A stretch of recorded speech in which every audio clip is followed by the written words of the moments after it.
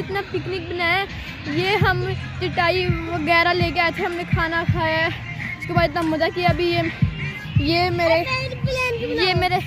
मेरे सारे कज़न है, सारे कज़न। और ये अब्दुल रहमान, क्या हाल है? ओए चलो अब हम कुछ खेलते हैं। हम फुटबॉल के साथ ना पास खेलते हैं, फुटबॉल के साथ पास खेलते हैं।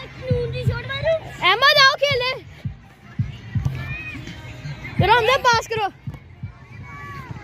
चलो पास करो।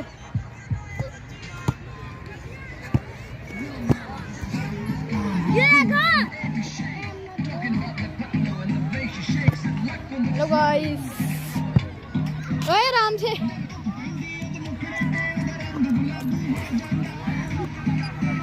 ये लोग डांस करते हैं।